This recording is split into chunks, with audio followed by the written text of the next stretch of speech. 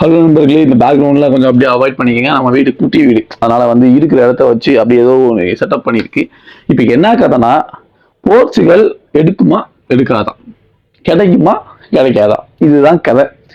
அதாவது வேர்ல்ட் கப்போட ஸ்டார்டிங்ல பார்த்துருப்போம், நம்ம தான் வந்து எல்லாத்துக்கும் ஒரு ஃபேவரட்ஸா இருந்தோம். ஓகே, இந்த டீம் தோட்டம் மிரட்ட போறாங்க, defence okay, midfield world class மேல அப்படின்னு இருந்துச்சு.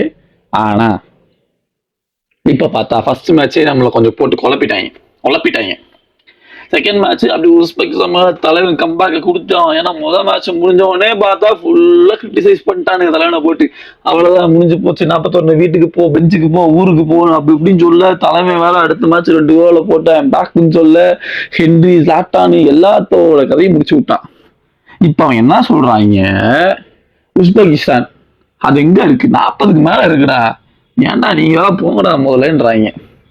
அடிச்சாலும் குத்தம், அடிக்காம இருந்தாலும் குத்தம், அது பிரச்சனை இல்லை. இப்ப பிரச்சனை என்ன, வேர்ல்ட் கப்பு போர்ச்சுகலுக்கு கிடைக்குமா கிடைக்காதா, இதுதான் மேட்டர். ஸோ நான் என்ன யோசிக்கிறேன்னா, இது ஒரு ஃபேக்ட் ஒன்று இருக்கு. நம்ம நடக்க போற சண்டே மார்னிங் 5:30 மணிக்கு ஜெயிச்சால் மட்டுமே தான் கொஞ்சம் ஈஸியான ஒரு இதுல போவோம், பராகுவே அந்த ஒரு லைன்ல போவோம்.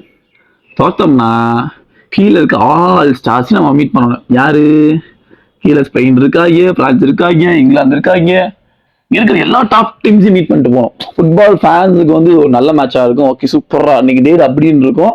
ஆனா நமக்கு நல்லதான் கேட்டா இப்ப இருக்க கண்டிஷன் நான் இல்லைன்னு சொல்லுவேன். ஏன் போர்ச்சுகல் ஸ்குவாட் நல்லா இல்லையாடான்னு கேட்டா, ஸ்குவாட் நல்லா இருக்கு. ஆனா அந்த ஸ்குவாடோட டெப்த், அந்த ஸ்குவாடோட ஒர்த்து என்னன்னு இந்த கொலம்பியா மேட்ச்ல தான் தெரியும். ஆனா கொலம்பியாவும் அப்படி பெரிய ஒரு பர்ஃபார்மன்ஸை போட்டு வரல. நம்ம டிராப் பண்ண அந்த காங்கோ மேல அவனுக்கு 1-0 தான் ஜெயிச்சிருக்காங்க. 76th மினிட்ல ஆயிடுச்சு. அப்படின்றப்போ சம்திங் ஒரு 55-45 அந்த ரேஞ்சில் வச்சுக்கலாம் கொலம்பியா. நம்ம அப்படி வச்சுக்கலாம், ஏன்னா நம்ம எப்பயுமே இறக்கி ஹம்பிளா வச்சுக்கலாம். அப்பதான் ஜெயிப்போன்றது தலைவனோட விதி. ஸோ இது ஒரு பக்கம் இருக்கு.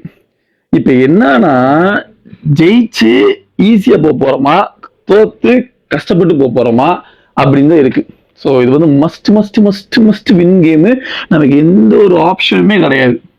அதுதான் மேட்ரு. நீங்க இதை பத்தி என்ன நினைக்கிறீங்க, கமெண்ட் செக்ஷன்ல சொல்லுங்க.